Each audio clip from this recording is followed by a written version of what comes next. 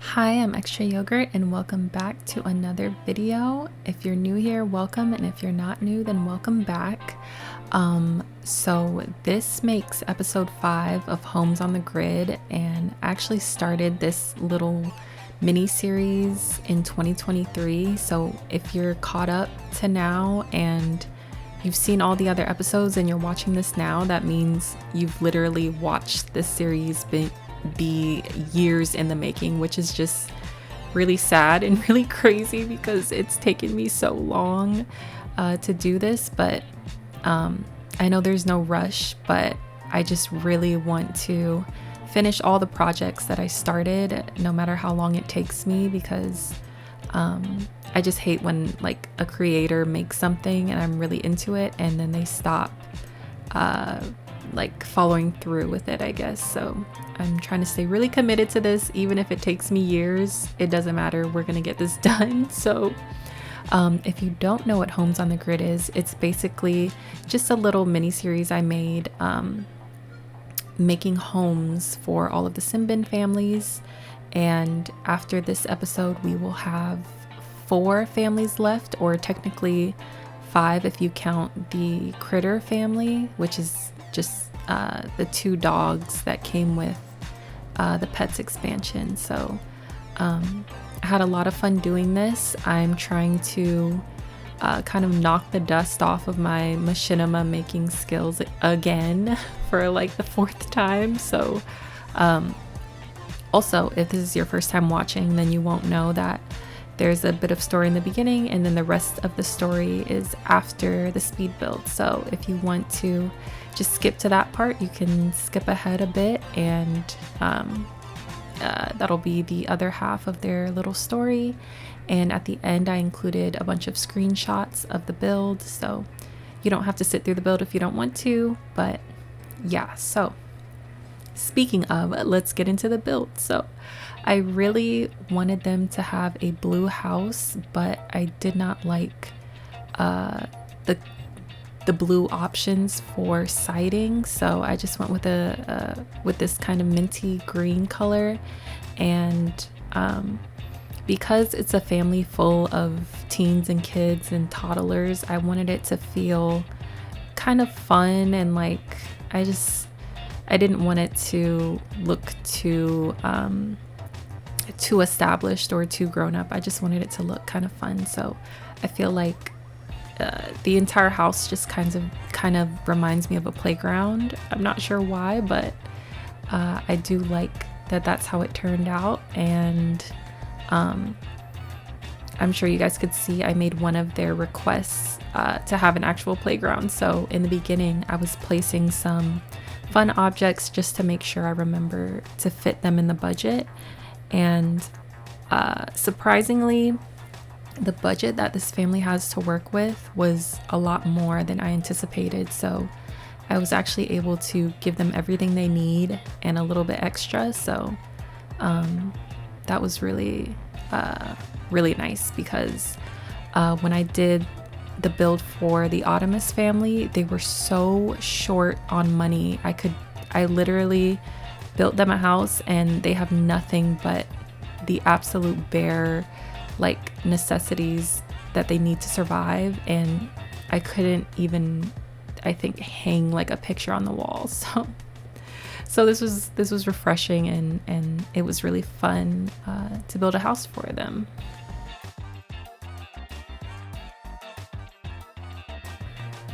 Also, I should add that this series was kind of an opportunity for me to show off all of the lots that we've already completed and worked on, and I just wanted to be able to show them in live mode. So in the beginning, you guys saw Ravyn at the gym at Green Fitness, and then you saw her go to a little lounge like bakery and a clothing store, and that was my Plaza 603 build. I believe it was 603 or something like that. But those will be linked in the description if you guys want to check it out, and check out the CC that I used on those lots, if there was any CC at all. But yeah, so it's just kind of to tie together South Valley City and give everyone a chance to see it in action.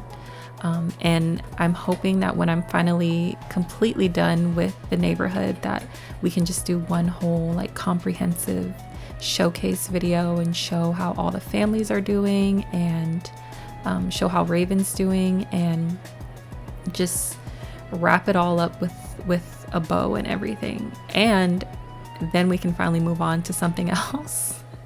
Because as much as I've loved working on this neighborhood, it has taken, I've just spent so long on it, and so many hours, and over the course of a couple of years, I'm just looking forward to starting on something new.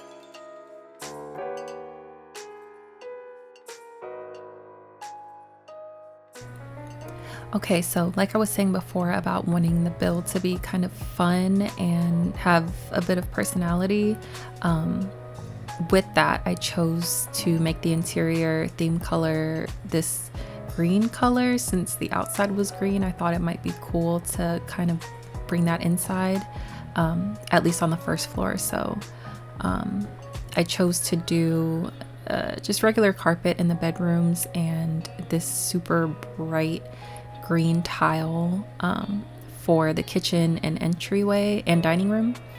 And then because I wanted to complement that kind of weird color, I went with this celery snap paint.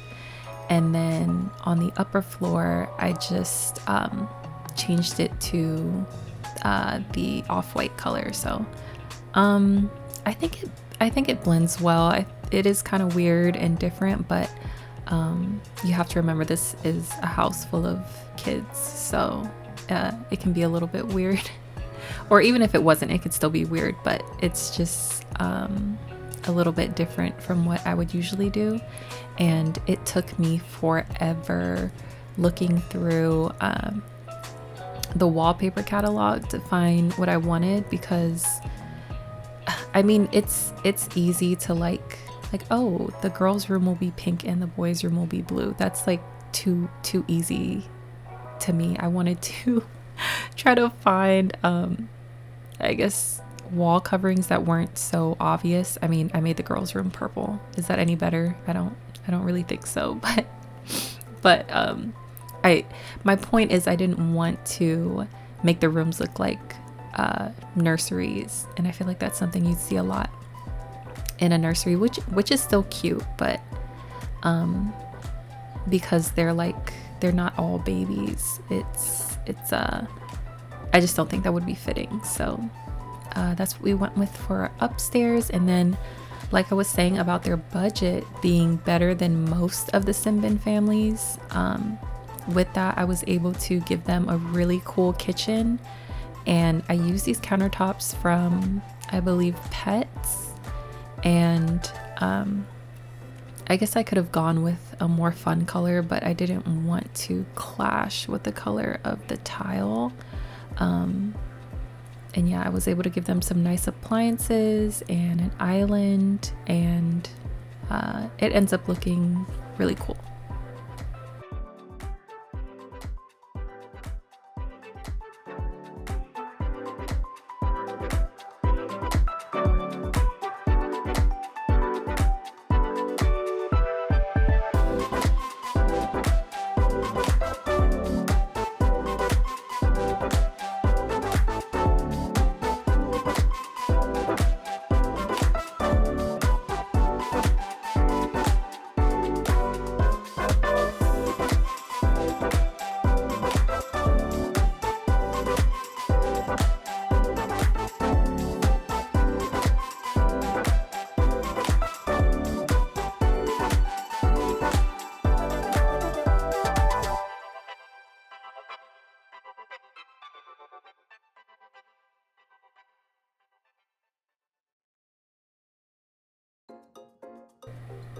Okay, so we started to kind of end up doing a lot of gray, black, and white, and I felt like it was really dulling the space down. So I decided to add another color in here to kind of brighten it up.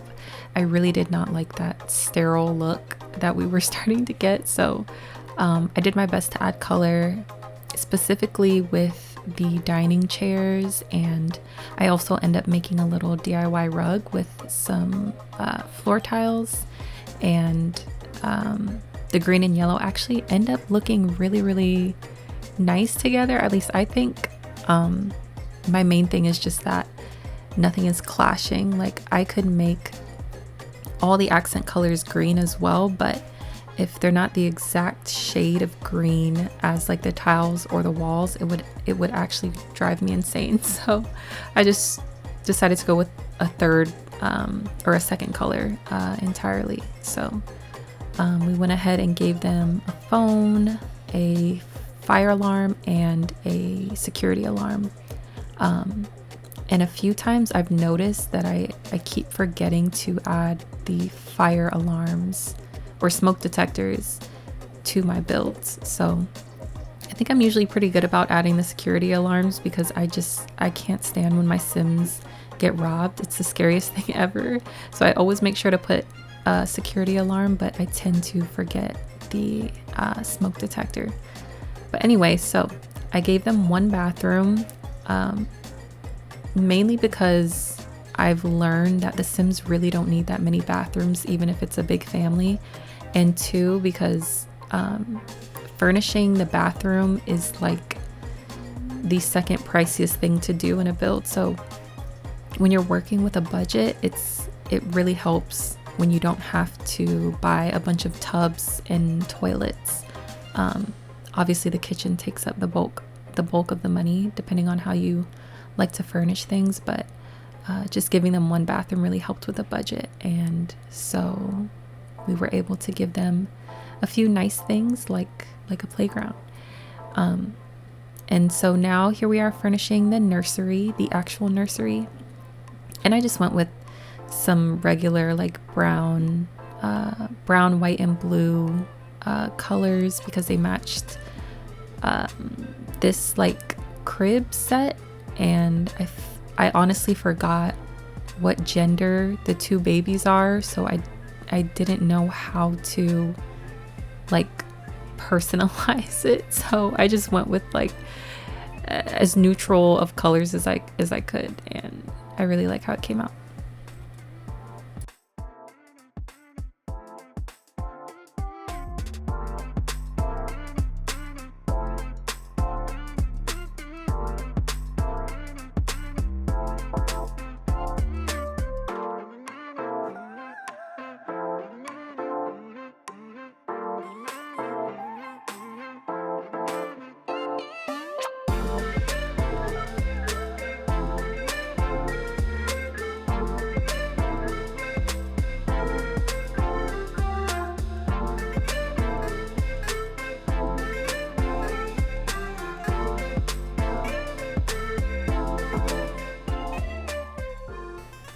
So for the rooms, I went ahead and used IKEA, the IKEA beds and the IKEA desks, and the IKEA stuff pack really comes in handy when you're working with a budget because all of this furniture is super cute, but it's also super duper cheap, and I thought it would be a perfect fit for the kids' rooms. And then for the wardrobes, I actually thought it would look nicer to have the open clothing racks instead of using the IKEA dressers. I just try not to use all IKEA stuff when I'm building on a budget. It just starts to look, it just makes all of my builds kind of look the same, even if it does look nice. So that's how the kids' rooms came out. And then I went ahead and added a little toy chest. And someone had actually commented and helped me out a lot. I did not know there was a mod to assign your Sims to their own beds, because that is one of the most annoying things in the game, is the fact that the Sims will just sleep in whatever beds they want when you've like clearly made a room for them. So thank you so much to that person for helping me out and commenting that. I'm so sorry, I cannot remember who right now, but that was super helpful, and I will be getting that mod ASAP. So anyway, so we're back in the kitchen, and I added a little like easy bake oven because they really seem to like that. The two kids, I can't even remember their names, but they really seem to like that easy bake oven. They just kept making muffins, burnt muffins in it again and again, even when there was food to eat. So okay, you guys just saw me add an easel and then a slide, and I tried to really make it a point to add fun items in this house. I don't know if this is actually how the game is programmed or if it's just me, but I feel like the kids and teens fun meter drops really, really fast. I don't know if that's by design or if it's from them going to school every day that it drops their fun meter faster. but that seems to be a really big problem. So I wanted to make sure there was no shortage of fun in this build.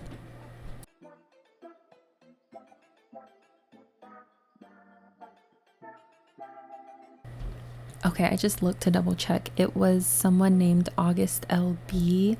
August, thank you so much for letting me know about that mod. I'm really excited to use it. Anyway, so as you guys can see, now we're doing lighting, and of course I just wanted to make sure that the lighting wasn't too cold. I wanted it to be at least like semi-warm. I just do what I can when it comes to builds where I'm working on a budget, and I like how the lighting came out. I don't think it looks too cold. I think just the green walls, like that minty green color, does kind of make the lighting look a little harsh, but it's not like the lights themselves. So I just went with floor lamps for the kids' rooms and a little table lamp for the nursery. And we couldn't afford curtains or blinds for every single window, so I instead chose to just put them on the windows that were facing the front of the house and only in the bedrooms as well, because I imagine, like, you know, you want privacy in the bedrooms and on the windows facing the street, of course. As for landscaping, I just really quickly put some shrubs and I think a tree in the back, and we're about to be done with the speed build portion. I hope you guys enjoy the rest of the story. I will be back to talk to you guys afterward.